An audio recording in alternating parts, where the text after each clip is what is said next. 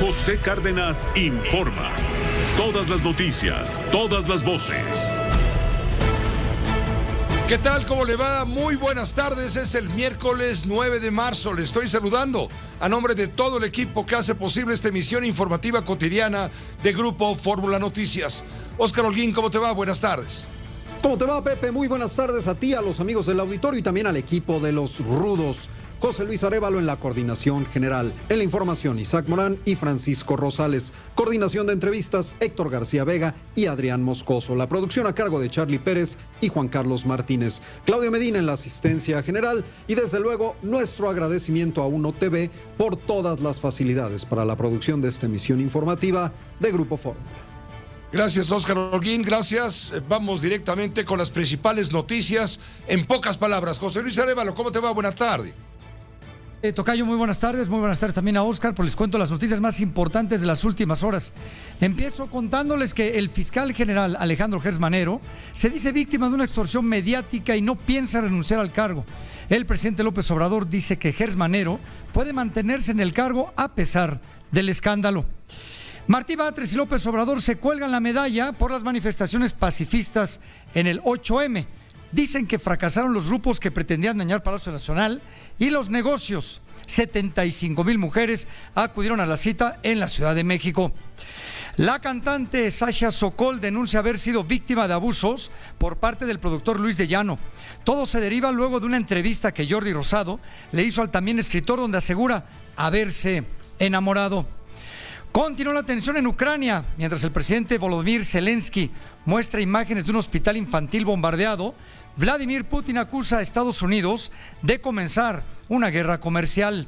En México, los efectos de la guerra ya se sienten en los precios de la gasolina, que está ya hasta en 27 pesos por litro. 9 personas fueron ejecutadas en Atlisco, Puebla. Según las autoridades, se dedicaban a la venta de droga y no eran originarios del estado. Liberan a 2 detenidos en Querétaro tras la trifulca del fin de semana en el Estadio La Corregidora. Autoridades determinaron falta de pruebas. Murió el jefe Tomás Boy, leyenda del fútbol mexicano, a causa de una tromboembolia pulmonar. El exfutbolista de 70 años, quien también fue técnico del Mazatlán y de los Tigres del Aude Nuevo León, fue ingresado a un hospital para su atención adecuada luego de haber sentido malestares. Descanse en paz, sin duda, el jefe Tomás Boy, Pepe. Son las principales, en pocas palabras. Gracias, José Luis. Sí, caray, toda una leyenda del fútbol mexicano, el jefe Tomás Boy. Estuvo 30 años, 3 décadas completas como director técnico también, y fue un hombre sumamente polémico. Ya comentaremos con Alfredo Domínguez Muro un poco más adelante sobre el peso, la personalidad. Por eso le decían el jefe Tomás Boy. Pero permítame en este momento un enlace. Primero lo último, vamos directamente con Alejandro Aguirre Guerrero. Él es comentarista político, analista, columnista en el periódico El Universal, colaborador eventual en estos espacios de Grupo Fórmula. Nos está avisando que un juez concedió amparo a José Manuel del Río Virgen. Él está en la prisión de Pacho Viejo, allá en Veracruz. En unos días podría dictar el auto de no vinculación a proceso. Dejará el penal de Pacho Viejo en Veracruz. José Manuel del Río Virgen está en prisión desde hace varias semanas, acusado de haber participado en la autoría intelectual del asesinato de un presidente municipal en épocas electorales. Alejandro, explícanos la información que acaba de surgir. Te escuchamos con atención. Buena tarde. Hola, Pepe, ¿cómo estás? Muy buenas tardes. Te mando un abrazo desde el estado de Veracruz. En efecto, se llevó a cabo la audiencia de José Manuel del Río Virgen, quien ya tenía, como bien apuntas, varias semanas y tiene todavía semanas en el penal de Pacho Viejo, Veracruz. El juez concedió un amparo, le concede un amparo a del Río Virgen y en 10 días, Pepe, le dictarán auto de no vinculación a proceso. Ahora bien, aquí es importante anotar algo. En estos 10 días todavía puede ocurrir que la Fiscalía de Veracruz o la esposa de quien fuera candidato a la presidencia municipal de Cazones de Herrera, René Tobar por MC, por cierto, no recurran o apelen esta decisión. Sin embargo, bueno, tanto la familia del Río Virgen como la defensa del propio colaborador de Ricardo Monreal tienen pues esperanza en que esto no ocurra. esto podría alargar el proceso. Sin embargo, en este momento, el juez, recordemos que lo que hizo fue revisar más de 24 horas de video, Pepe. Estas 24 horas de video que fue toda la audiencia, aquella larga audiencia a finales del año pasado, donde vincularon a Proceso del Río Virgen. Después de la apelación que mostró la defensa, el juez revisó y después de esta revisión consideró que no había vinculación a Proceso del Río Virgen y el amparo surte efecto. Sin embargo, reitero, habrá que esperar 10 días. El Río seguirá 10 días más en Pacho Viejo, y si la Fiscalía de Veracruz o la esposa de René Tobar no recurren, no apelan esta decisión del Río Virgen, estará fuera del penal de Pacho Viejo. Un caso, Pepe, que sin duda alguna, aparte de lo que ha generado en cuanto al delito de ultrajes a la autoridad y el enfrentamiento entre Cuitláhuac García y Ricardo Monreal, más allá de eso, también ha fracturado de alguna forma al morenismo, tanto en el estado de Veracruz como a nivel nacional. Así las cosas en Pacho Viejo, esto tiene poquito que ocurrió. El Río Virgen cuenta los días para poder salir de prisión siempre y cuando no recurran a esta decisión, Pepe. Cuenta los días, cuenta las horas y los minutos. Te agradecemos mucho, Alejandro Aguirre Guerrero, este reporte de última hora. Que te vaya muy bien, buena tarde. Te mando un fuerte abrazo, Pepe, y estemos atentos. Cuestión de días para saber si el Río Virgen pisa fuera del penal de Pacho Viejo, y no me cabe duda que el día que salga, si salen 10 días, ahí podría estar Ricardo Monreal y Dante Delgado Ranauro. Un abrazo, Pepe. Un abrazo muy fuerte, gracias. También le voy a informar a usted lo que comunica el Consejo Ciudadano para la Seguridad Pública y la Justicia Penal. Da a conocer que 8 ciudades de México encabezan la lista de las 50 ciudades más violentas del mundo en este 2021. ¿Cuáles son las ciudades mexicanas más peligrosas? Zamora, Ciudad Obregón, Zacatecas capital, Tijuana, Baja California, Celaya, Guanajuato, Ciudad Juárez, Chihuahua, Ensenada, Baja California, Uruapan también. Son las 8 ciudades más violentas del mundo, según este ranking que da a conocer este Consejo Ciudadano para la Seguridad Pública. 6 de las 8 localidades, Ciudad Obregón, Zacatecas, Tijuana, Juárez, Ensenada y Uruapan, son gobernadas por alcaldes emanados de Morena, en tanto que Zamora y Celaya son administradas por el Partido Acción Nacional. Es lo que se está dando a conocer sobre las ciudades más violentas del mundo, dentro de las cuales hay 8 ciudades mexicanas. Permítame una pausa muy breve. Regresamos con usted en un momento para entrarle a fondo con los temas principales del día. Esta mañana, aquí en Grupo Fórmula, en el programa de Ciro Gómez Leiva por la mañana, el fiscal general de la República, Alejandro Gertz Manero, ofreció una entrevista en la cual asegura haber sido espiado y se asume como víctima de lo que llamó una extorsión mediática criminal que busca descalificarlo. Vamos a escuchar lo que dice y luego le explico por qué lo dice. No solamente no pasa por mi cabeza, yo creo que en este asunto tenemos que enfrentar una realidad que está teniendo ya unas consecuencias muy desagradables. Yo siento que estamos frente a una verdadera extorsión mediática criminal. Déjame repetirlo. Extorsión mediática criminal. Para poder linchar al fiscal porque está atentando contra intereses espurios de grupos a los que estamos investigando, a los que estamos llevando a proceso, a los que hemos logrado no solamente procesar, sino mantenerlos en la cárcel, y que eso verdaderamente los tiene indignados y han encontrado una manera de juntar y hacer una estructura de fuerza que es una extorsión clarísima. Dijo también Gertz Manero, el fiscal general de la República, que esto se da por parte de grupos de presión que sienten precisamente presión por los delitos que cometieron. Entre posibles promoventes, dice Gertz Manero, estarían los abogados del caso Juan Collado.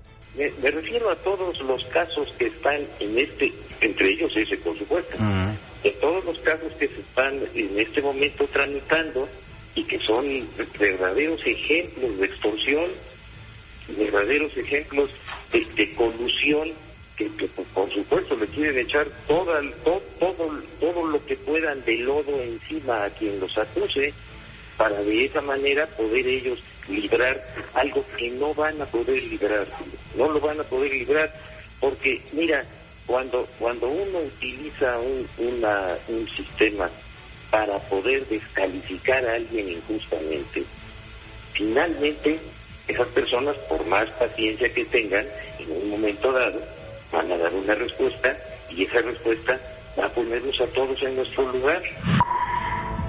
Sobre el caso de su hermano, Alejandro Gertz Manero aseguró que seguirá litigando y hará lo que sea necesario a fin de obtener justicia por la muerte hace 7 años de Federico Gertz Manero. Esa institución no tiene ninguna injerencia en ese asunto. El fiscal está usando a la fiscalía para esos propósitos.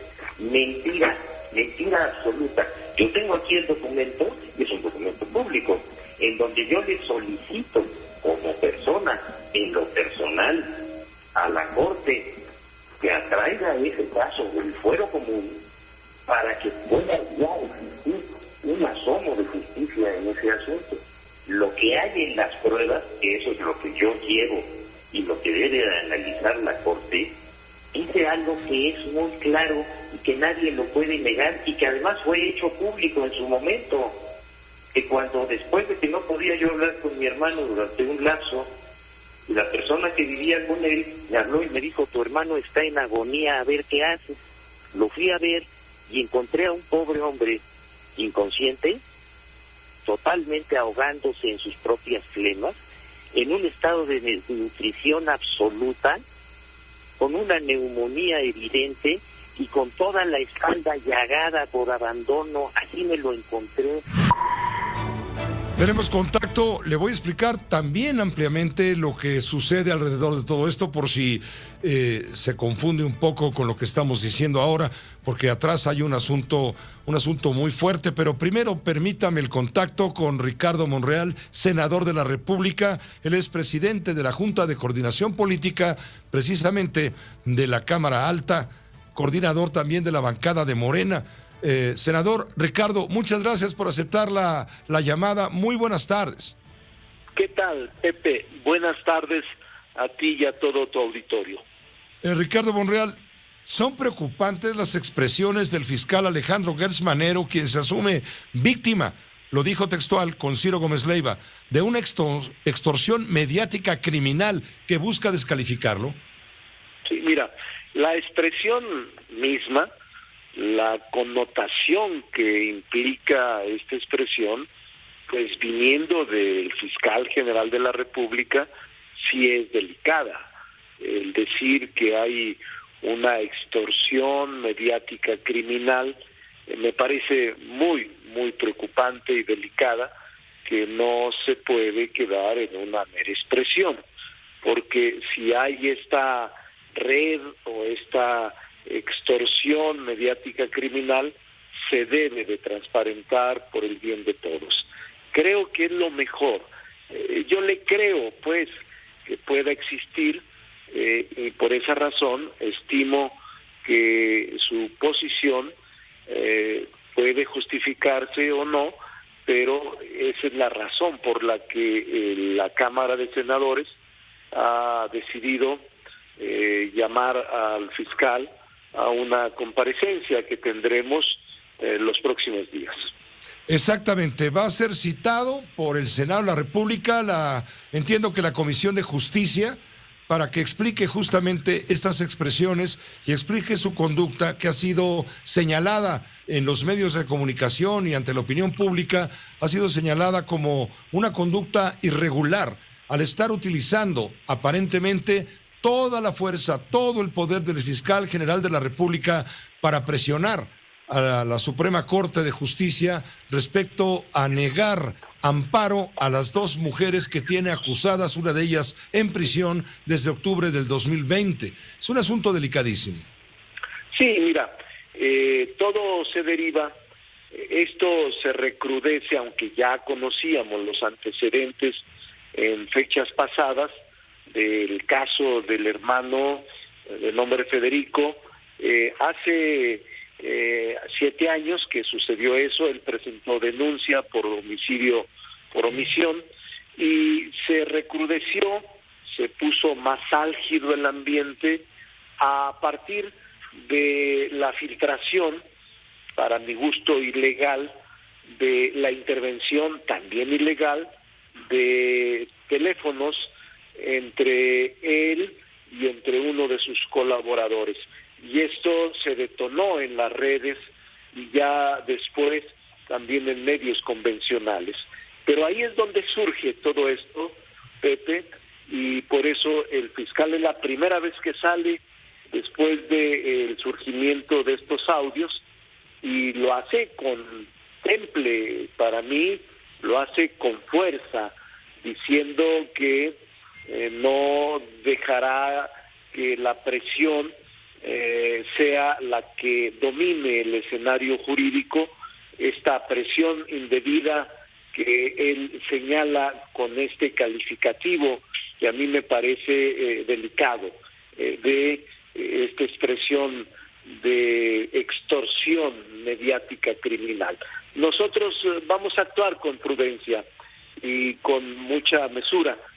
Será en la comisión, en la Junta de Coordinación Política. Tú sabes, Pepe, que la Junta de Coordinación Política la integran los coordinadores de todos los grupos parlamentarios y es la autoridad que decide los acuerdos y se coloca en una etapa y en un órgano de gobierno de la Cámara de Senadores. Ahí va a ser, y vamos a convocar también a la mesa directiva de la Comisión de Justicia. Eso lo decidimos ayer por mayoría en el grupo parlamentario de Morena, pero también por mayoría en la Junta de Coordinación Política. Entonces vamos a la espera. El único inconveniente es que no se puede citar antes de que la Corte resuelva este diferendo jurídico jurisdiccional, y que seguramente ocurrirá ahora el día 14, la semana que entra, Pepe. Exactamente, el día 14 es cuando se ventila todo este asunto en la Corte, y luego entonces será convocado por ustedes para hacer de manera presencial una declaración al respecto, porque hace unos días, Ricardo, todos lo sabemos, se hicieron públicas unas grabaciones obviamente obtenidas de manera ilegal, en las cuales el fiscal Alejandro Gertz Manero discutía con un subordinado el proyecto de resolución del ministro de la Suprema Corte, Alberto Pérez Dayán, sobre la muerte de su hermano Federico. En este proyecto se contemplan 2 amparos concedidos a Laura Morán, su mujer, y a su hija Alejandra Cuevas, hijastra, acusadas de homicidio por omisión al haberle negado atención médica adecuada a su hermano Federico. Según Gertz Manero, el ministro Pérez Dayán se comprometió a proteger a la víctima. Eso se dice en las grabaciones, pero en el proyecto no lo hace y le llama incluso cobarde. Sí, Pepe, mira, conozco, porque creo que se ha dado una difusión profusa, amplia, a estas grabaciones. También yo las escuché, como tú y como mucha gente que en el auditorio nos escucha, las habrá escuchado. Yo creo que la Corte va a resolver de manera correcta. La Corte no se va a dejar influir de nadie.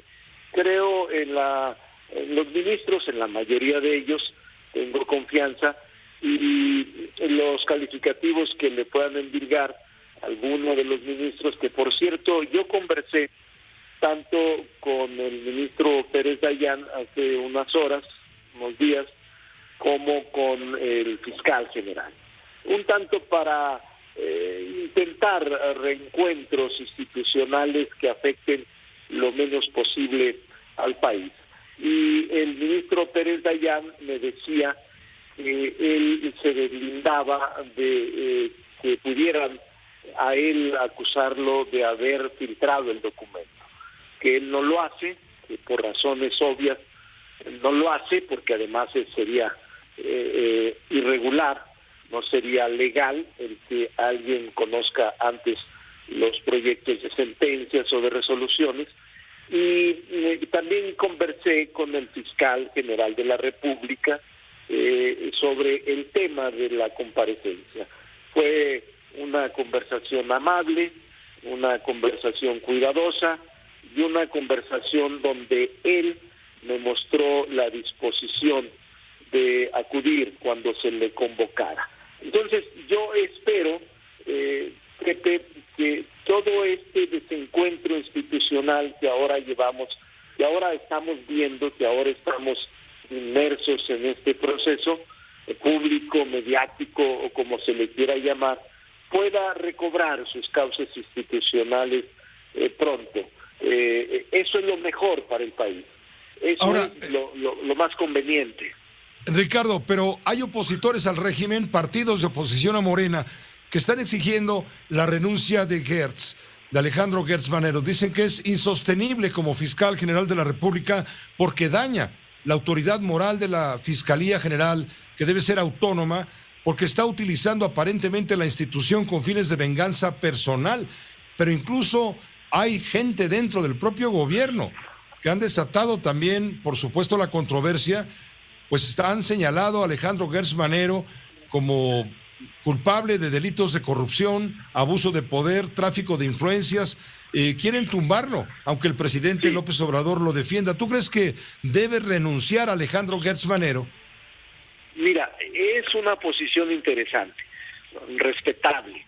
La he visto también en las redes y la he visto en algunas columnas que escriben diario algunos estudiosos del tema o algunos académicos o politólogos o simplemente comunicadores.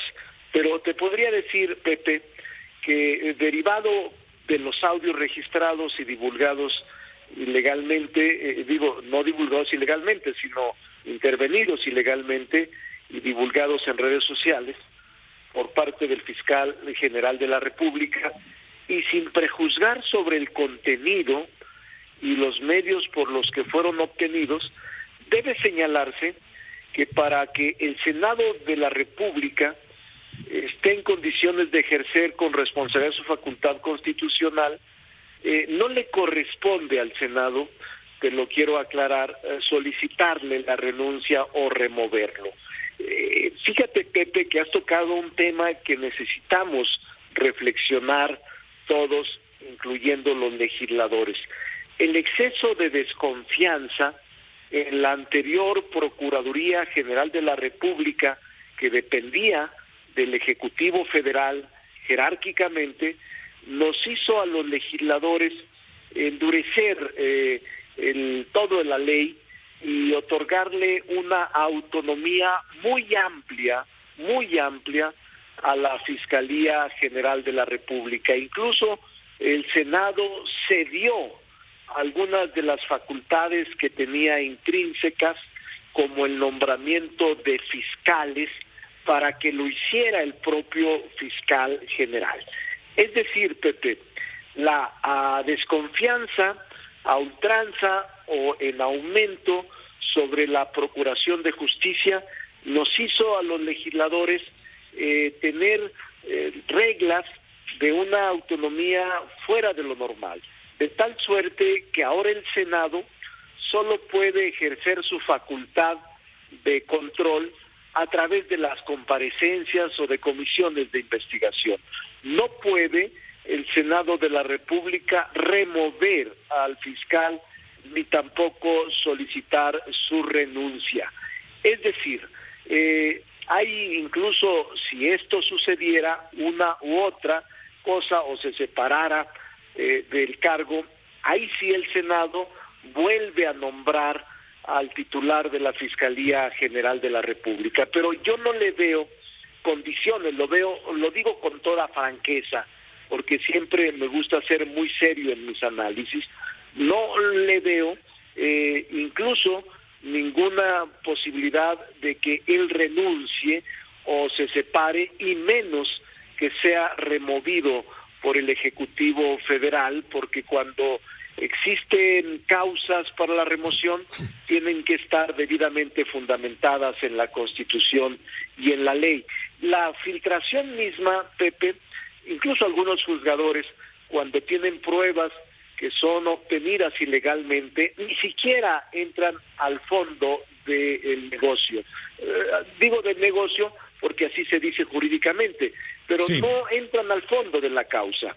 Es un tema que la comparecencia intenta, Pepe, recomponer el ambiente de rispidez y generar condiciones para que las instituciones más importantes de la nación, que son la Fiscalía Autónoma y la propia Suprema Corte como integrantes del Poder Judicial Federal, podamos reencontrar algún cauce que permita este funcionamiento institucional que nos urge y que es conveniente hacerlo. Ricardo, pero suena ridículo el hecho de que una institución autónoma, lo sea realmente. Es ridículo que esta institución abocada a garantizar, a coadyuvar en la seguridad de los ciudadanos, sea espiada. Que haya un fiscal que lo espía, que es espiado. ¿Qué confianza le podemos tener si al mero fiscal general de la República lo espían? Sí, Pepe, tienes toda la razón. No puedo debatirte esto en contra, ni argumentar una sola palabra tuya en desacuerdo. No, creo que la gravedad del tema, Pepe, es, y lo digo al auditorio de manera muy clara y muy sincera, es que el fiscal general, sea en su red interna o en su red telefónica externa, fue espiado y fue grabado ilegalmente. Y como tú dices, ¿qué nos espera a los ciudadanos comunes o a los funcionarios de otro nivel o de más alto o bajo nivel? Esto, ¿qué nos espera si finalmente la autoridad, que es la autonomía clave en la procuración de justicia y en la investigación de delitos, en la persecución de delitos, es espiado?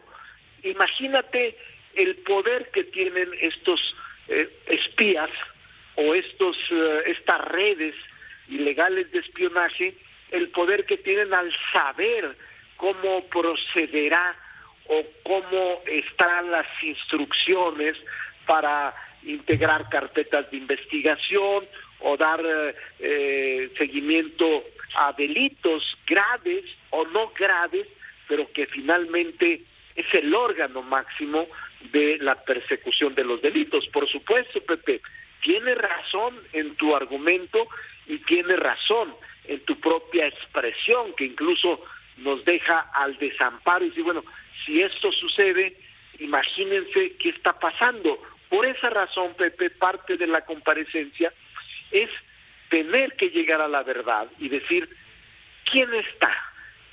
¿Qué pasa? ¿Quién fue el que está generando este espionaje? ¿Son entes públicos? ¿Son entes privados? ¿Y con qué autorización o por qué? ¿Con qué fines están desarrollando esta tarea ilegal? En el caso mío, Pepe, toda mi vida he sido espiado, algunos audios han salido, pero yo he luchado toda mi vida, Pepe, porque no exista esto.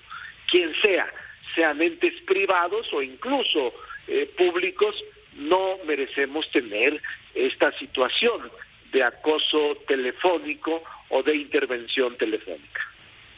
Finalmente, Ricardo Monreal, punto y aparte, te quisiera preguntar lo que acaba de suceder. Nos informan desde Veracruz, desde el penal de Pacho Viejo, que es muy probable José Manuel del Río Virgen, quien ha fungido como secretario técnico de la Junta de Coordinación Política del Senado, junta que tú presides, podría recibir el beneficio de la libertad después de llevar varias semanas en Veracruz encarcelado, acusado de la autoría intelectual de un homicidio.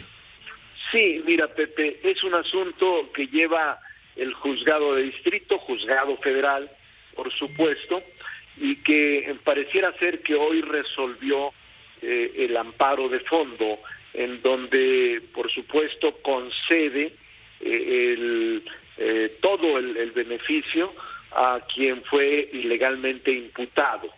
Sin embargo, Pepe, a pesar de que lo protege la justicia federal y que todas las pruebas que se construyeron son desechadas por falsas, a pesar de todo esto, Pepe, José Manuel del Río todavía seguirá ahí otros días. ¿Por qué razón? Porque el juez de distrito ha concedido que hasta en tanto no exprese su consentimiento o no interponga recurso de revisión la parte ofendida o la Fiscalía del Estado, no causará ejecutoria, es decir, no es sentencia firme, y esto ocurrirá dentro de los 10 días siguientes. Así es de que, por un lado, qué bueno que se resolvió de esa manera. Esto restituye la confianza a un juez federal, pero no es lisa y llana la libertad, sino que le conceden el amparo y le otorgan 10 días para saber si alguien se inconforma, y si alguien se inconforma y pide la revisión, tiene que ir a un colegiado de circuito. Este es el procedimiento jurídico que lamentablemente tardará otras semanas, pero es un buen inicio y es una lucha larga por la justicia, Pepe. Yo he dicho siempre que el sistema de justicia en nuestro país debe estar plenamente en revisión porque hay muchas irregularidades, y creo que es el momento de pensar y plantear con toda inteligencia lo que está pasando en el país. Muchas gracias, Ricardo Monreal, como siempre, senador. Contar con tu opinión es muy importante para nosotros. Estoy para servirlos. Buenas tardes. Gracias, muy buenas tardes. El doctor Ricardo Monreal Ávila, senador de la República, presidente de la Junta de Coordinación Política de la Cámara Alta y coordinador de la bancada de Morena, justamente en esa instancia legislativa. Permíteme una pausa, regresaremos con el jefe Diego Fernández de Ceballos. Él también le quiere entrar al tema Gertz Manero. Hoy, una vez más, en la conferencia de Palacio, en la mañanera, el presidente de la República reiteró lo que ha venido diciendo los 2 días anteriores, que el doctor Alejandro Gertz Manero, fiscal general de la República, ha de mantenerse en el cargo a pesar del escándalo ya narrado, ya comentado con usted ampliamente hace unos momentos. Esto dijo el presidente. Yo pienso que sí, porque se tiene que proceder de conformidad con la ley, y entiendo o tengo la información de que sobre este asunto va a intervenir la Suprema Corte, va a resolver. Sí, pero esa es una postura de tipo política. Eso lo va a resolver la Suprema Corte, y no caer en el maniqueísmo de buenos y malos, porque no son unas blancas palomas estos que están buscando la salida del fiscal. En la línea tenemos comunicación con el jefe Diego Fernández de Ceballos, antípoda de la Cuarta Transformación, con su bitácora desde la Resistencia. Diego, le entramos al tema Gertz, ¿te parece? ¿Cómo te va? Buena tarde. Sí, por supuesto. Tú dirás. A ver, empiezo por dejar de un lado las machincuepas que acabamos de oír del señor de Palacio, porque habla de todo menos del asunto en cuestión. Lo que sí te digo, que empiezo por señalar que coincido con todo lo que te ha dicho Ricardo Monreal hace un momento, incluyendo el caso de Del Río Virgen. Pero también hago las siguientes precisiones para ti y para tu audiencia. Primera, no tengo amistad personal con Alejandro Gertz Manero, a quien solo habré saludado en 1 o 2 eventos públicos antes de que él haya sido designado como fiscal.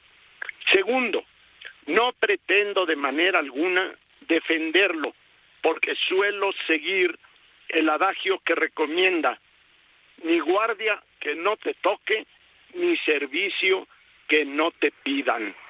Eso sí, José, aprovecho para reclamarle a Gertz Manero que mi denuncia de hace un año para que la Fiscalía investigue el supuesto delito de traición a la patria que me imputó Su Alteza Pequeñísima, no ha merecido respuesta de la Fiscalía, violándose en mi agravio diversas disposiciones legales, empezando por el 8º constitucional. Ahí mi reclamo directo para Gers Manero. Entrando en materia, te digo, por supuesto que es un caso grave en el que una de las partes tiene actualmente el encargo o el cargo de fiscal general de la República, y por la otra parte 2 mujeres acusadas de asesinato, una de ellas en prisión durante hace más de 500 días. Además, se trata de un expediente que mereció el no ejercicio de la acción penal en contra de ellas o de alguna manera en su favor en el fuero local, y que ese caso se reabrió a partir de la llegada del actual fiscal general, y esos hechos y otros más evidencian que este asunto tiene más puntas, José, que las puntas que tiene un puercoespín. Sin embargo, es menester destacar algunas cuestiones estrictamente jurídicas que algunos ignoran y otros soslayan intencionalmente. Voy a ellas de manera breve, que ojalá puedan ser entendibles por tu auditorio si no fallo en mi exposición.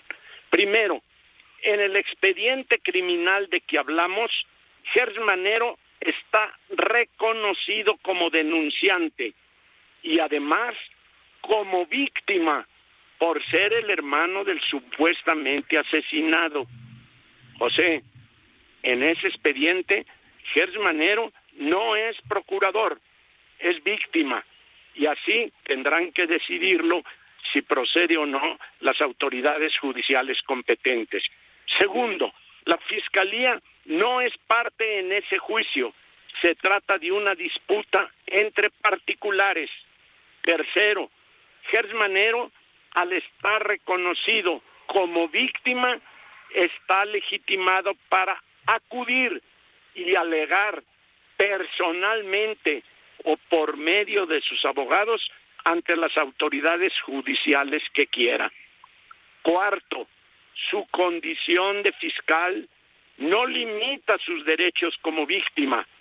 Por eso, los encuentros de él o sus abogados con juzgadores de la talla que sean no implican conflicto de interés, porque están legitimados para llevar a cabo esos encuentros.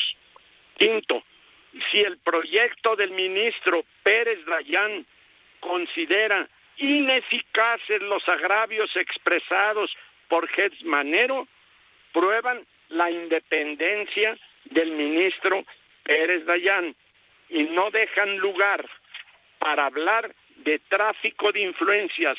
Y te digo por qué, José, porque Gers Manero no estará recibiendo un beneficio, sino una resolución adversa.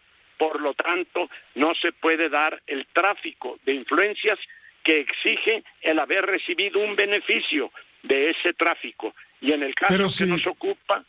Claro, pero si le conceden el amparo, a las acusadas, le estarán dando la contra a Gers Manero, y él ha dicho que el ministro Pérez Dayán es un cobarde. Si no les conceden el amparo, habrá ganado, como lo pide el propio Gers Manero. Yo quiero que me digas, en el ámbito del Poder Judicial, ¿quién se va a atrever a contrariar? Sería ingenuo pensar que alguien del Poder Judicial va a contrariar al fiscal general de la República, hombre de enorme influencia y poder. No, José, te aseguro que en unos días podemos platicar de ese asunto. Y en este caso, como en muchos más, estoy de acuerdo que en este asunto no está litigando un fiscal, aunque tenga ese cargo Gers Manero. Está litigando un particular y el proyecto viene en su contra para confirmar, en su caso, unos amparos o dejar al menos a las autoridades de segundo nivel, como puedan ser el Tribunal Colegiado de Circuito para que con plena jurisdicción revise si confirma o no el amparo o los amparos concedidos a las personas que están siendo imputadas. Por último, te digo, José, que debe sancionarse a quien haya puesto en manos de Gers Manero la copia del proyecto del ministro Pérez Dayán, porque ese documento solo debía conocerlo la Corte. Ahí hay un delito que da ventaja indebida a Gers Manero. La Corte probablemente remitirá el expediente al Tribunal Colegiado para estos efectos, José, para que confirme o modifique el amparo ya concedido a estas señoras. Veremos en unos días y volvemos a platicar. Como ves, José, no me he referido a cuestiones políticas. He puesto sobre la mesa algunas consideraciones estrictamente jurídicas. Y finalmente te digo, si el fiscal se le prueba que ha cometido delitos o faltas administrativas graves, que lo destituyan y lo enjuicien.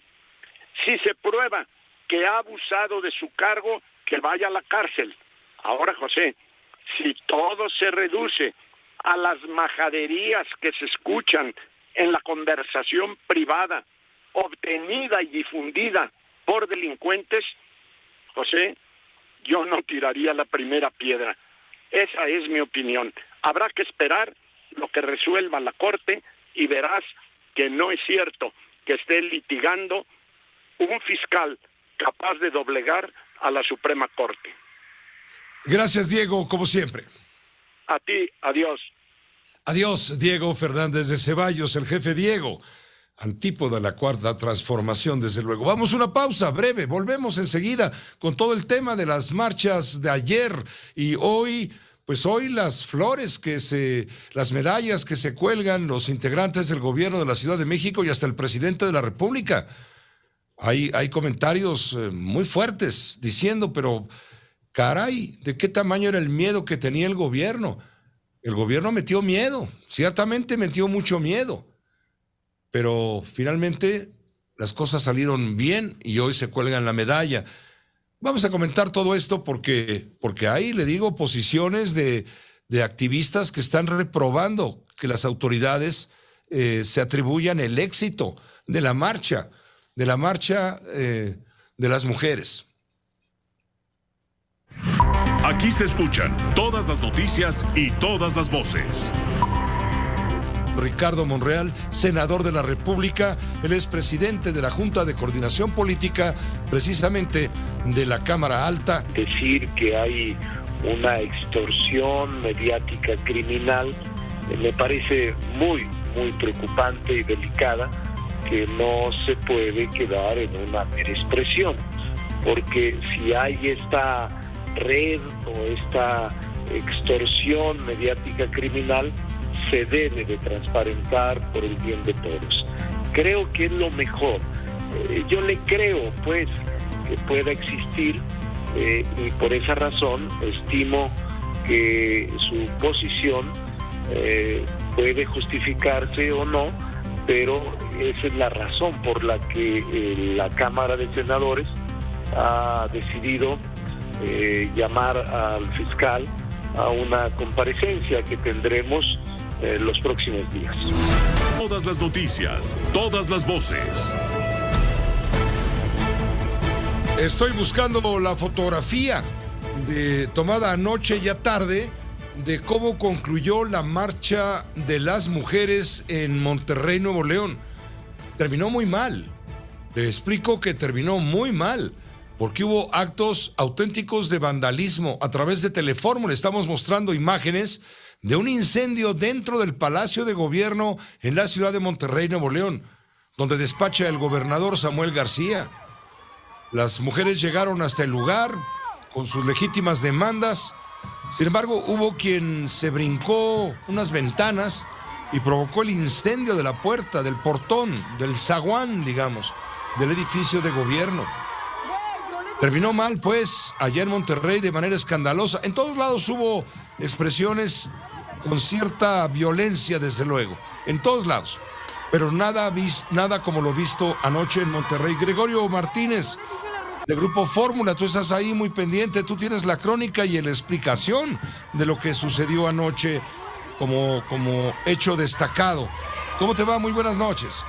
Muchas gracias, Pepe, muy buenas noches. Pues aquí estamos el día después de esta manifestación que pudo haber sido una jornada ejemplar, una jornada en la que hubo un alto nivel de participación por parte de mujeres, por supuesto, pertenecientes a diversos colectivos, algunas otras que estuvieron ahí en familia, participando en la marcha conmemorativa del Día Internacional de las Mujeres. Todo iba bien, Pepe, pero a eso de las 8:30, 8:40 de la noche, y lo tengo muy claro, muy presente, porque estábamos próximos a iniciar nuestro noticiero de televisión, comenzaron a presentarse indicios de vandalismo en el recorrido de algunos de los contingentes con dirección hacia el Palacio de Gobierno. Iban transitando por calles y avenidas de la ciudad de Monterrey, iban caminando por la calle Ocampo, dañaron algunos comercios, hicieron algunas pintas en las bardas, dañaron fuertemente el Círculo Mercantil Mutualista, que es un espacio tradicional de toda la vida en el centro de la ciudad de Monterrey, le dieron la vuelta a la macroplaza por el Palacio Municipal de Monterrey, avanzaron por la Catedral de la ciudad de Monterrey, por el Casino Monterrey, dejando huella de este vandalismo. Las personas, que era un grupo reducido, Pepe, eran pocas personas las que traían consigo pues lo necesario para cambiar el resultado de esta jornada del 8 de marzo de 2022, y llegaron entonces al momento cumbre, que fue la explanada de los Héroes, que fue el Palacio de Gobierno. Y entonces, Pepe, como le estás mostrando en las imágenes, vimos lo que habíamos presenciado años antes. Recordábamos aquel episodio también muy desafortunado del 6 de enero de 2017, en aquella protesta de inconformidad, de reclamo por los impuestos estatales como la tenencia y el gasolinazo, en donde se rompieron los vitrales del Palacio de Gobierno. Bueno, anoche se repitió la historia y era un grupo, Pepe, eran menos de 30 personas contra 20,000 que estaban participando en esta manifestación, aproximadamente 30 personas que llegaron con todo lo necesario, que llegaron con martillos, con palos, con botes de gasolina, que provocaron estos incendios en el acceso principal de Palacio de Gobierno, que irrumpieron en este histórico Palacio de Cantera, que, brincaron el cerco de seguridad y entonces también ocasionaron daños en el interior. Debo decirte que todo esto pues toma por sorpresa. Fue verdaderamente muy desafortunado ver el asalto, ¿no?, al Palacio de Gobierno, a la sede del gobierno estatal. Nadie anticipaba que esta manifestación del 8 de marzo fuera a terminar de esta manera, insisto, por un grupo reducido que pues puso la fotografía en el plano nacional e internacional de la jornada del día de ayer, Pepe, contrario a lo que pasó en otras ciudades. Incluso yo hacía el comparativo anoche, dices, oye, pues la Ciudad de México, donde se esperaba que pudiera haber brotes así violentos, que claro, los hubo en menor medida, pues ahora fuimos acá a la ciudad de Monterrey, en donde vimos la nota nacional, Pepe. Ciertamente, por cierto, me reportan que la esposa de Samuel García, Mariana Rodríguez Cantú, también andaba metida en la protesta feminista. Exactamente, sí, porque fueron diversos colectivos y claro, pues ella es alguien que ha estado muy participativa con diversas organizaciones de la sociedad civil, es alguien que pues tiene su grupo de seguidores y seguidoras. Estuvo ahí presente también con la consigna de los derechos de las mujeres, la igualdad, la erradicación de la violencia contra las mujeres. Fue arropada ciertamente por un grupo de mujeres de las que participaron.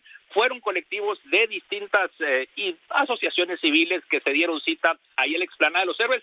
Y Mariana ciertamente ahí pues estuvo 1:30, 2 horas conviviendo con las mujeres y participando en esta manifestación. Y bueno, los vimos a ellos, a Samuel García y a Mariana Rodríguez esta mañana, pues ahí participando también en las tareas de remoción de vidrios y limpiando ahí el Palacio de Gobierno, Pepe.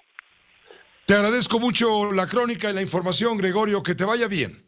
Te menciono nada más rápidamente, hay un detenido, hay un hombre, fueron mujeres las que hicieron daños, pero hay un hombre que está detenido en posición de las autoridades. ¿Fue el que se brincó las ventanas y comenzó el fuego? No, ahí en el Palacio de Gobierno eran básicamente mujeres con el rostro cubierto, Pepe. Este varón pareciera que es uno de los que hizo pintas acá en otros de los espacios que te mencioné, acá por el Círculo Mercantil, por la calle Ocampo. Fue detectado y está a disposición de las autoridades, pero 3, 4 hombres y el resto eran 25, 30 mujeres. No pasa de ahí, pero fue suficiente para que ocasionaran este nivel de vandalismo. Muchísimas gracias por la información, Gregorio Martínez. Que te vaya bien. Buenas noches. Igualmente, muy buenas noches, Pepe. Saludos. Gracias, saludos. Y aquí en la Ciudad de México, donde se dio la máxima concentración de mujeres que exigieron, que salieron a la calle para exigir con todo legítimo derecho, claro, el vivir en paz, no ser acosadas, vivir sin miedo, no ser perseguidas, no ser asesinadas. En fin, la marcha en México transcurrió afortunadamente con algunos incidentes menores comparado con el éxito que tuvo el grito que ganó las calles del centro histórico de la ciudad. 75,000 mujeres calculan las autoridades. José Luis Alévaro, tú tienes la crónica de lo que ha dicho Martí Batres Guadarrama, el secretario general de gobierno de la ciudad, lo que dijo el presidente sobre la marcha de ayer. Adelante. Efectivamente, Pepe, Martí Batres pues se mostró muy orgulloso y echó las campanas al vuelo al decir que todo fue en paz, 75,000 personas en el Zócalo y que lograron controlar a los grupos más violentos y radicales que tenían ellos pensado que se iban a presentar durante la marcha, y esto fue lo que comentó después de la manifestación de ayer. La inmensa mayoría de mujeres se ha manifestado de manera pacífica en esta marcha. Cabe señalar que esto ha sido posible gracias a que diversas áreas del gobierno de la ciudad actuaron con precisión, con anticipación, se detectaron a los grupos que querían infiltrarse para generar violencia, informamos sobre los riesgos a la ciudadanía, a las mujeres, a las manifestantes, y realizamos diversos operativos que permitieron inhibir al máximo la acción, los efectos de estos grupos violentos. Martí Batres en su cuenta de Twitter escribió más o menos lo mismo que acaba de comentar en vivo, bueno, en la imagen que presentamos en video, y en la misma línea, Pepe, gentil auditorio, se presentó las palabras del presidente Andrés Manuel López Obrador. El presidente destacó que la marcha feminista del día de ayer fue ordenada, pacífica, y que no hubo represión por parte de las policías que resguardaron la manifestación. Por ello el mandatario felicitó a las mujeres al señalar que fue una protesta tranquila. Es el presidente de la República. Ayer las manifestaciones por el Día de la Mujer transcurrieron en paz en todo el país. Hubieron algunos, vamos a decir, incidentes, pero merecen y desde luego tienen todo el derecho a ser felicitadas las mujeres que luchan por esta causa justa de que no haya maltrato a las mujeres y mucho menos feminicidios. Fue una marcha, en el caso de la ciudad, numerosa, ordenada, pacífica, y esto se reprodujo a nivel nacional. Ahí tiene las reacciones del secretario de Gobierno de la Ciudad de México por un lado y posteriormente del presidente de la República sobre el 8M, Pepe. Ciertamente también circularon videos, José Luis, donde se mostraban que las manifestantes, ya en la noche, cuando todo terminaba, abrían incluso paso a las mujeres policías del famoso grupo Atenea para que pudieran ingresar al Zócalo de la ciudad. Los policías hombres que se concentraron en el Zócalo después de que terminó el operativo de vigilancia, aplaudieron a sus compañeras policías que llevaban incluso un clavel. En fin, fue todo un espectáculo desde el punto de vista mediático, el ver a las mujeres arropadas por sus compañeros hombres porque se la rifaron. Afortunadamente no fue necesario su mayor intervención o que las pusieran en peligro, salvo una que resultó lesionada con un arma punzocortante.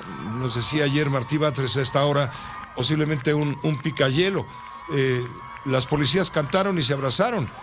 Tenemos el video, ¿no? Sí, tenemos el video, Pepe está en estos momentos al aire, justamente abrazadas, felicitadas. Una imagen que no se había visto en las marchas de años anteriores y que, bueno, pues dieron la vuelta al país justamente por la integración que pudieron tener las mujeres que estaban en la manifestación con el grupo de policías, mujeres que estaban resguardando las movilizaciones.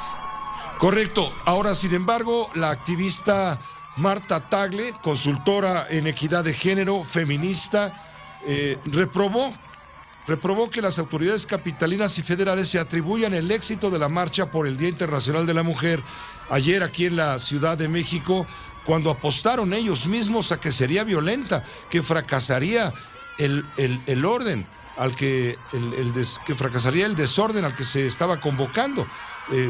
Le dio una entrevista Marta Tagle a nuestro compañero periodista Ricardo Rocha.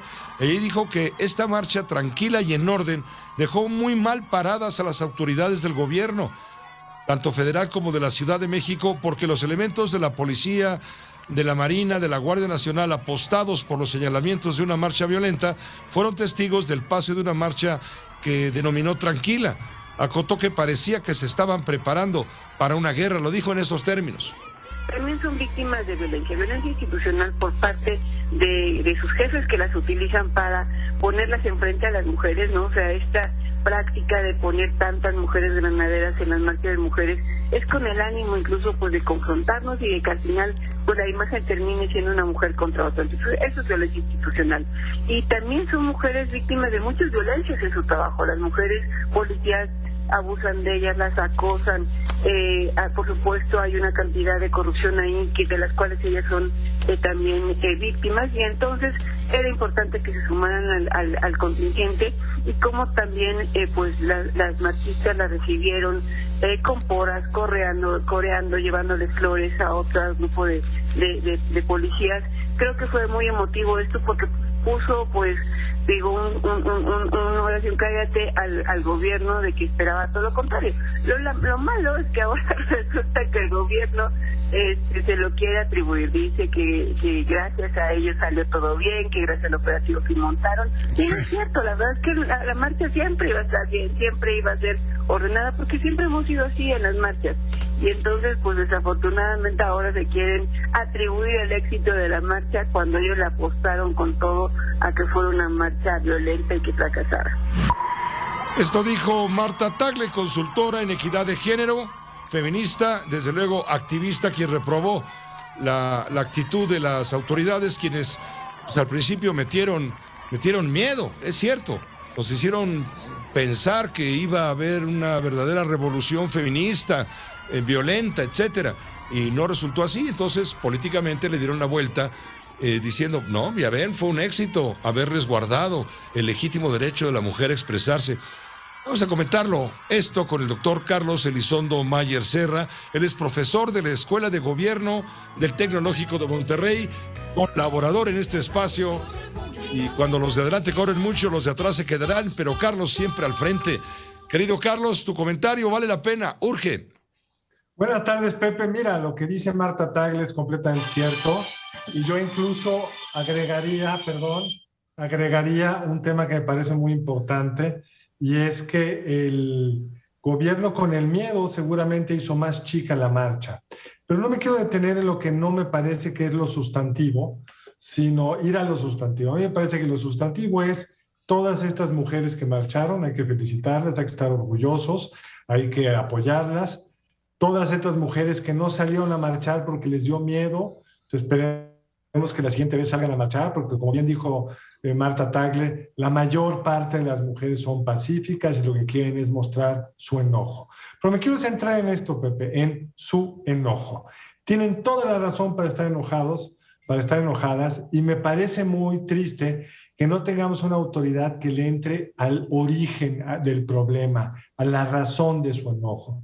En vez de estar discutiendo si la periodista Azucena, maltratada por el presidente hoy, que si iba a haber sopletes o no el día de ayer, que si fue muy pacífica la marcha, ¿cuáles son las demandas? Y la demanda central, Pepe, es cómo le hacemos como sociedad para que las mujeres mexicanas no vivan con miedo.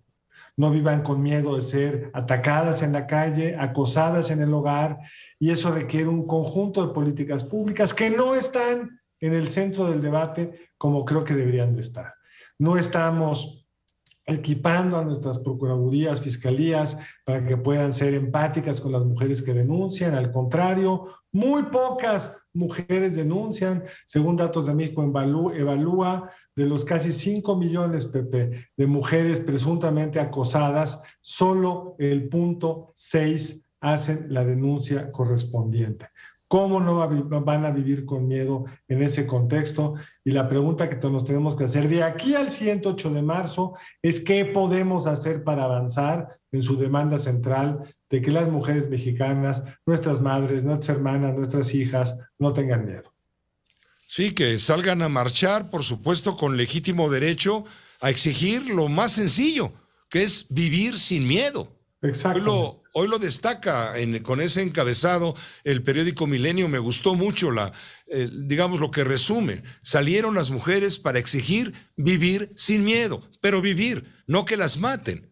Y esto es lo que está mandando un mensaje, pero el gobierno se está quedando en la superficialidad de que gracias a las policías y al operativo de poner cercas que no tienen ni en Ucrania, todo marchó en orden. Sí, pero primero el gobierno le metió miedo a las mujeres. No me digas que no. Es, Pepe, además, no solo que no las maten, que es por supuesto la demanda número 1, que no las acosen. Cuando tú hablas con cualquier mujer, estudiantes, hijas, hermanas, lo que han tenido que pasar, lo que siguen pasando las actuales generaciones de parte de hombres abusivos de todos tipos, conocidos o desconocidos.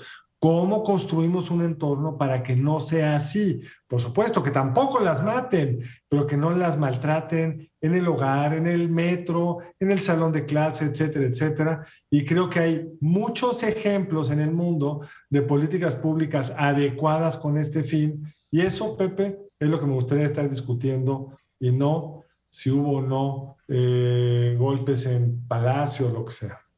Muchas gracias, Carlos. Como siempre, los de adelante corren mucho. Que estés muy bien. Buenas noches. Buenas noches, Pepe. Gracias. A ti, gracias, el doctor Carlos Elizondo Mayer Serra, comentarista en este espacio de noticias, profesor de la Escuela de Gobierno del Tecnológico de Monterrey.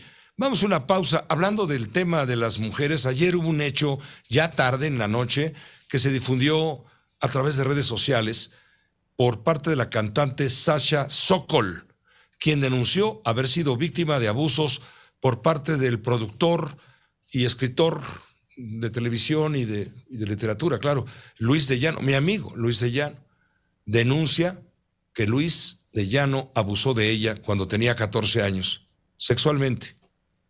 ¿Me permite una pausa y le explico? Informa, todas las noticias, todas las voces. En un momento le tendré detalles del parte de guerra, producto de la invasión rusa en el territorio ucraniano, pero quiero empezar por las consecuencias que está provocando este conflicto que dura ya, estamos en el 13º día. Y una de las situaciones graves que está generando el conflicto, que se refleja en los mercados energéticos internacionales, es el alza disparada de los precios del petróleo. Ayer el presidente de Estados Unidos, Joe Biden, le advirtió a su nación que esta confrontación tendría costos económicos graves. ¿Por qué? Pues porque lo van a sentir en el bolsillo. Al haber dicho Estados Unidos que no va a importar petróleo procedente de Rusia, va a escasear el combustible y por lo tanto el poco que hay se va a vender más caro. Esto está muy preocupante en Estados Unidos. Aquí en México el presidente de la República dice que no nos preocupemos. En fin, vamos a estudiarlo. Primero vamos a Washington, allá se encuentra Armando Guzmán, justamente con este efecto directísimo en la parte económica como consecuencia de la invasión rusa a Ucrania. Armando, ¿cómo te va? Muy buenas noches en Washington. ¿Qué tal, Pepe? Con mucho gusto de estar contigo. Déjame decirte que hoy leí en la prensa mexicana y en la prensa de Estados Unidos los temores que hay acerca de que los precios se vayan para arriba para los consumidores en general por el alza de la gasolina en los Estados Unidos. Y es que no solamente es el alza de la gasolina, sino de los hidrocarburos. Y esto hace que esos hidrocarburos y todos sus productos derivados se hagan más caros. Y México también está en el mercado. Entonces, obviamente, el temor es cuánto de esto podría realmente dañar el poder de compra de los mexicanos. Y aquí dicen lo mismo de los Estados Unidos. Sin embargo, esto del petróleo y el hecho de que Estados Unidos haya dejado de comprar hidrocarburos y todo tipo de productos de Rusia no ha tenido el efecto el día de hoy que todo el mundo esperaba. Por ejemplo, el dólar se debilitó y el petróleo bajó a $103 por barril.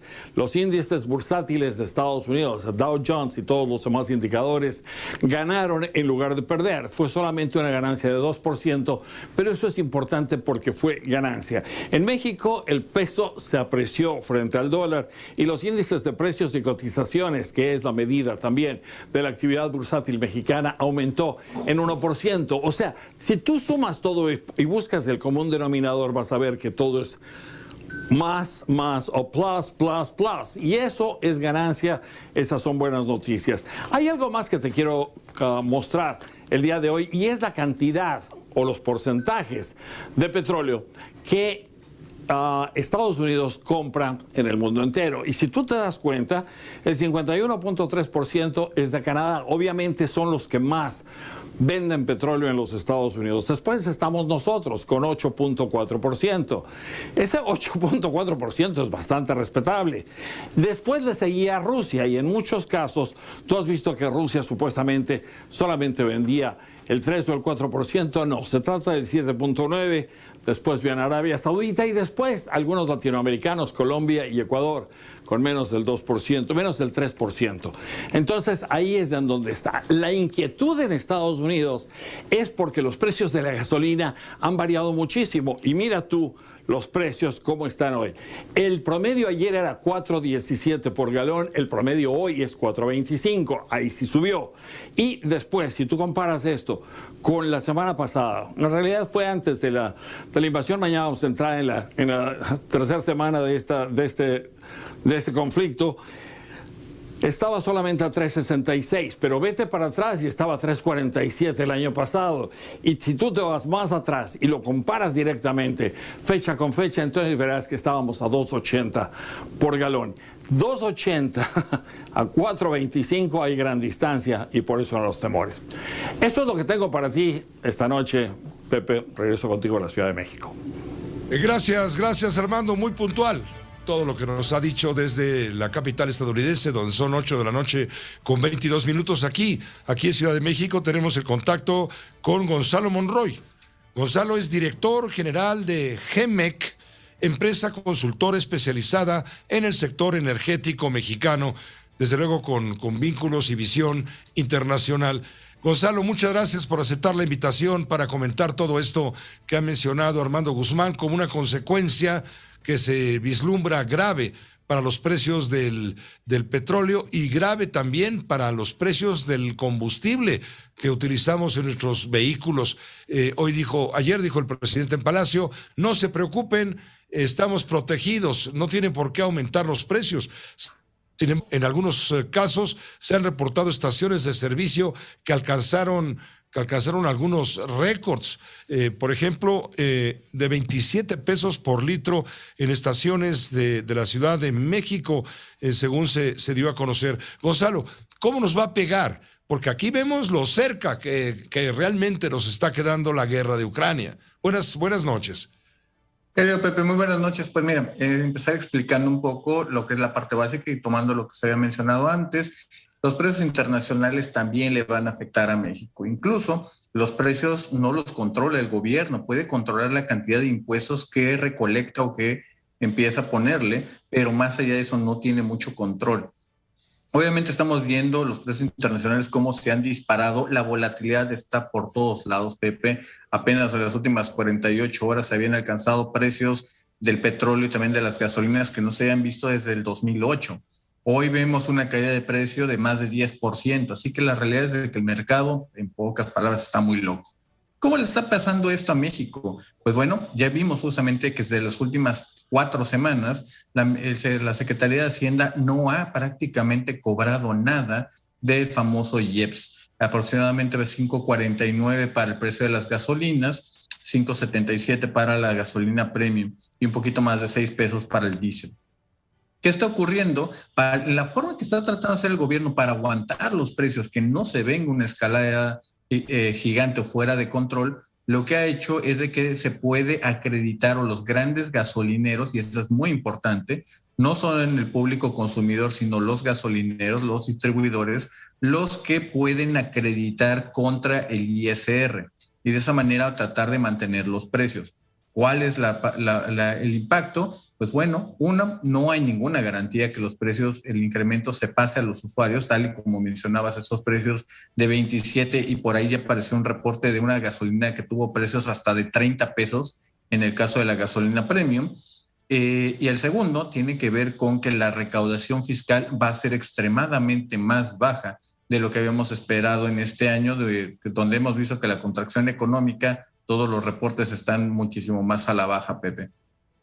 Correcto, sí nos va a pegar. Ahora, ¿cuánto tiempo va a durar el fondo o el recurso que tiene el gobierno para seguir subsidiando a la población en el consumo de combustibles, tanto la gasolina premium como la gasolina, la otra gasolina, y luego también el diésel? ¿Cuánto tiempo, el gas en un momento dado, cuánto tiempo vamos a tardar? Porque somos productores de petróleo, nos queda muy claro.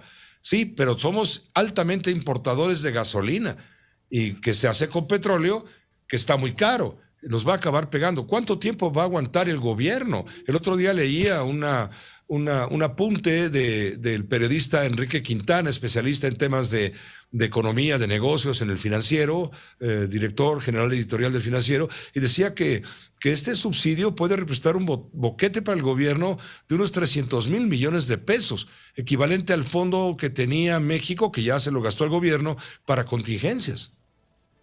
Efectivamente, Pepe, para dar una idea de qué número estamos hablando, para el presupuesto de 2022 se programó o se estimó más de 330,000 millones de pesos. Al ritmo que están ahorita quemando el dinero para tratar de mantener los precios lo más bajo posible, yo te diría de que estamos hablando de que para junio, quizá incluso un poco antes, si es que los precios se llegan a elevar un poco más, se acaba ese dinero. Y entonces justamente empezaríamos a comernos, valga la expresión, un pedazo de lo que sería la recaudación del ISR, y de llegar a ser necesario comerse un poco hasta del IVA. ¿Eso qué va a repercutir, Pepe? Y eso es muy importante. Ahí es muy probable que haya una insuficiencia presupuestal de la Secretaría de Hacienda para la segunda mitad del año. Y si no se corrige recortando programas, algo muy importante, llegado justamente y va a coincidir con las elecciones a gobernador que vamos a ver este año, pues obviamente tendremos que ver un déficit gigantesco que no se ha visto en varias décadas en nuestro país. Pues te agradezco mucho, Gonzalo, alertarnos para estar atentos, porque efectivamente los efectos económicos de la invasión rusa a Ucrania nos van a acabar pegando. Ojalá no tanto, ojalá este conflicto se resuelva como sea por la vía diplomática, desde luego, cuanto antes sea posible. Pero si de lo contrario, y esto parece que será un largo plazo, nos va a afectar directamente en el bolsillo. Ya estás indicando uno de los puntos, pero también van a subir los granos y en fin, vamos a estar atentos. Gracias, Gonzalo Monroy, por aceptar la invitación. Claro que sí, Pepe, te mando un enorme abrazo a ti y a todo tu público. Igualmente para ti, claro, Gonzalo Monroy, eres director general de GEMEC, es empresa consultora especializada en el sector energético mexicano con visión internacional. Me permite una pausa muy breve, volvemos enseguida. Guerra en Ucrania. Rusos y ucranianos acordaron respetar un alto el fuego de 12 horas este miércoles para permitir la evacuación de civiles de 6 ciudades del este de Ucrania muy golpeadas por los bombardeos rusos. La mayoría de personas que llegan hasta este punto son mujeres, niños y adultos mayores, ya que los hombres de entre 18 y 60 años están llamados para unirse al ejército ucraniano. Rusia viola el alto el fuego de Mariupol y bombardea un hospital materno-infantil. Lo ha denunciado el presidente de Ucrania, asegurando que todavía todavía hay niños bajo los escombros y volviendo a exigir el cierre del espacio aéreo para poner fin a las atrocidades. Escuchábamos las sirenas y tratábamos de estar tranquilos, pero al final decidimos irnos. Personalmente tenía miedo. Volodymyr Zelensky, presidente de Ucrania. Nuestra resistencia durante casi 2 semanas os ha demostrado que no nos rendiremos porque esta es nuestra casa. Son nuestras familias y nuestros hijos. Lucharemos hasta que podamos recuperar nuestra tierra. José Cárdenas informa. Guerra en Ucrania.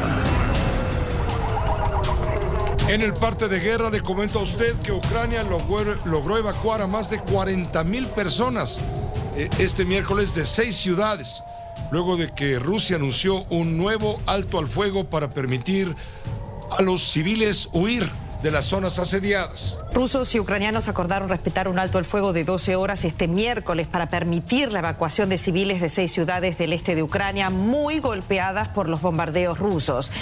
Ya son casi 15 días de guerra y las sirenas siguen sonando en Kiev.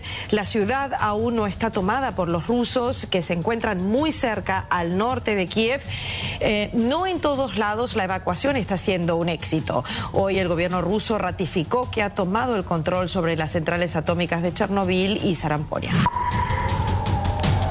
Las rusas, por cierto, bombardearon un hospital infantil, esto en Mariupol.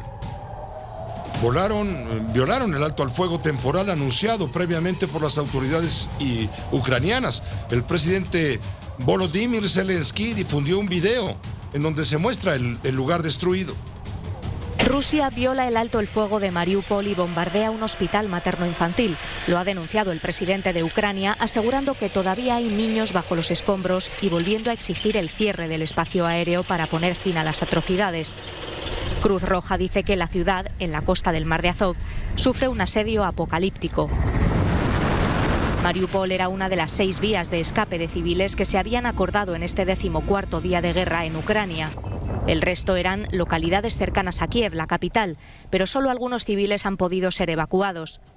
Mientras, el avance del ejército ruso continúa en el este y el sur, aunque mucho más lentamente de lo esperado por algunos fallos logísticos. Estas imágenes de satélite revelan la actividad militar en curso en Kiev y sus alrededores y algunos de los daños causados por los ataques aéreos y el fuego de artillería. Sobre el terreno, los ataques han dejado un número indeterminado de muertos en ambos bandos, muchos de ellos civiles.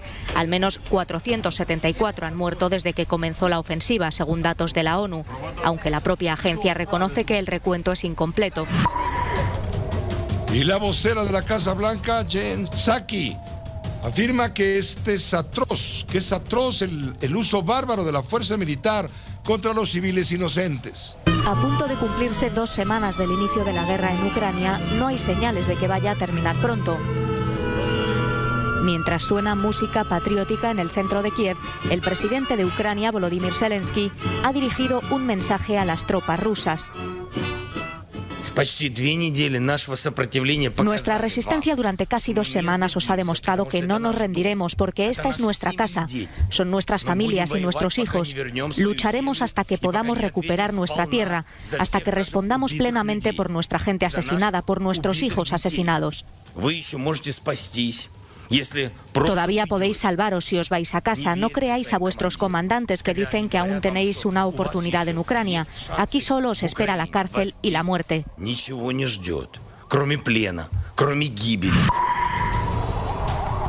Eso es lo que dijo el presidente de Rusia, Volodymyr Zelensky, y la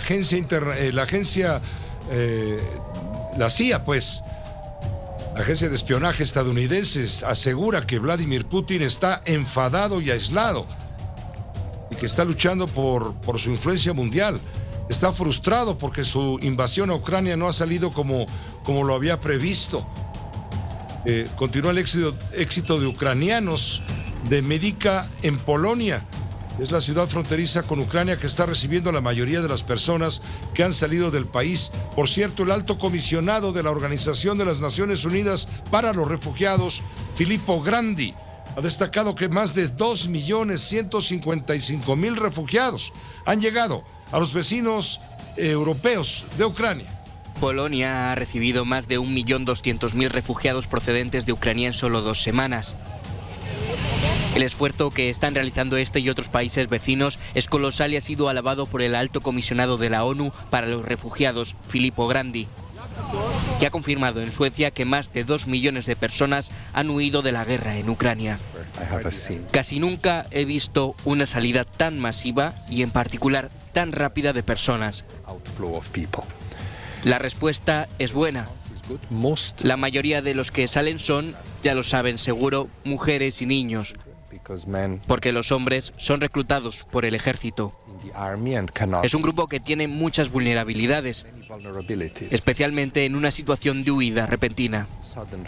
Polonia recibe unos 150.000 refugiados al día. Los de esta primera oleada, dijo Grandi, tienen algunos recursos y muchos de ellos tienen familia o amigos en el país que les recibe. Pero si la guerra continúa, habrá nuevas oleadas de refugiados sin recursos que llegarán a países desbordados por esta catástrofe humanitaria.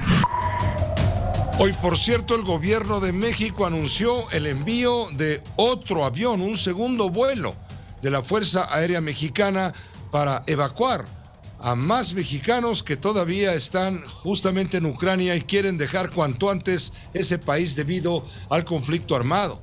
El anuncio lo hizo el presidente López Obrador. Hoy sale de nuevo un avión de la Fuerza Aérea para traer a mexicanos y también a latinoamericanos que no tienen cómo regresar a sus países. Eso lo estamos haciendo. Y ayuda humanitaria. Esto dijo el presidente de la República. Vamos a una pausa breve, volvemos enseguida. Jósdenas informa. Todas las noticias, todas las voces. Acabamos de escuchar lo que dijo Javier Poza en su programa esta mañana sobre esa relación entre Luis de Llano Macedo y Sasha Sokol. Según Luis, en una entrevista que concedió el domingo, me parece que se reprodujo al aire en YouTube con Jordi Rosado. En esa entrevista, Luis de Llano dijo que reconoció haber tenido la relación con la cantante. Tenemos esa parte, Carlos. ¿La podemos poner, por favor? Adelante. Tuve un romance yo con Sasha, me enamoré y me mandó al demonio. O sea, lo admito. Tuve un momento en que como convivíamos mucho, estuve muy enamorado de ella y un día me dijo nada que ver y se acabó. Y todavía seguimos trabajando 10 años más juntos. Pues es que no falta quien te viene a inventar una historia de ese tamaño. O sea, yo ya no quiero ni hablarlo, me da mucha pena que en lugar de hablar de Sasha por lo que es ahora, tienen que hablar de pobrecita niña. No es cierto, por favor. Pero la realidad, ¿cuál fue? O sea, ¿sí se enamoraron como dices? No, yo creo que yo fui el que de repente agarré un afecto por ella. ¿Qué buscaban todas las niñas? Una especie de imagen paterna. Creo que por ese lado fue. Claro, ¿qué pasó con la mamá? De repente que ve la mamá que se enamoró de una persona. Te digo una cosa, la mamá era tan inteligente y tan alivianada que obviamente dijo, oye, no quiero que esté en tu casa más, y se enojó de venir a mi casa. Y te digo, y el día que Sasha también se desencantó con ese momento, pues cambió nuestra relación completamente profesional. ¿Cuánto tiempo anduvieron? Ay, pues como unos 6 meses. Ah, fue poco entonces. No, pues, oye, imagínate que yo la tuviese 2 años, no, fueron 6 meses. ¿Y si se enamoraron? O sea, verdaderamente. Pues yo no sé si ella se enamoró de mí o no, pero yo sí estuve enamorado un rato así, pero pues obviamente uno va enamorándose en la vida por mucha gente, ¿no? Bueno, estas declaraciones de Luis de Llano Macedo provocaron ayer, Día Internacional de la Mujer, una reacción, de la propia Sasha, quien denuncia haber sido víctima de abusos por parte de Luis. Sasha denunció haber sido víctima de este abuso cuando ella tenía 14 años y Luis de Llano 39. Y dice, Luis de Llano, mientras mujeres en mi situación no nos atrevamos a hablar con la verdad, seguirá habiendo hombres como Luis de Llano. Desde los 14 años quise creer que fui responsable de lo que pasó. Hoy comprendo que mi única responsabilidad fue guardar silencio. Esto lo dijo en su cuenta de Twitter en un hilo muy, muy largo. Dice, hace 2 días Luis volvió a hacer declaraciones falsas sobre nuestra relación, las que acabamos de poner al aire. Abusó de mí entonces y abusa hoy al manipular la verdad, al querer minimizarla para eximir su responsabilidad en los hechos. Hoy es Día Internacional de la Mujer, esto lo puso anoche. Muchas personas piensan que es un día para felicitarnos. No es así. Este día es para reflexionar y alzar la voz ante el abuso sistemático en el que nos hemos visto atrapadas de mil maneras. Cuando la relación comenzó yo tenía 14 y él 39. Yo estaba en Vaselina con Timbiriche y era claramente una niña. Estuvimos juntos casi 4 años. Mi familia se enteró, se volvieron locos y no era para menos. Luis casi me triplicaba la edad. Era 1 año más grande que mi papá y tenía la misma edad que mi mamá. Fernando me desadoptó. Literalmente me desadoptó. Al escribir esto, el corrector me da otras opciones, ya que la palabra desadoptar no existe en el diccionario. Esa fue la primera gran pérdida de mi vida. Para intentar separarnos, mi mamá me sacó de Timbiriche mandándome a estudiar fuera del país. Abandonar el grupo fue la siguiente pérdida. Durante el largo tiempo que oculté que seguíamos juntos, al cumplir 17 le dije a mi mamá que podía seguirle mintiendo o podía perdonarme. A la pobre no le quedó de otra que abrirse, pero jamás se sintió cómoda y fue feliz cuando poco tiempo después terminé con él. Me costó mucho trabajo dejarlo. Él era un hombre poderoso en la industria, mi representante y productor. Yo tenía mucho miedo que al separarnos mi carrera se viera lastimada. ¿Por qué miente cada vez que habla de mí? ¿Por qué sabe perfectamente que lo que hizo es un delito? Durante toda nuestra relación yo fui menor de edad. Y así sigue la carta, bastante larga. Es un testimonio tremendo.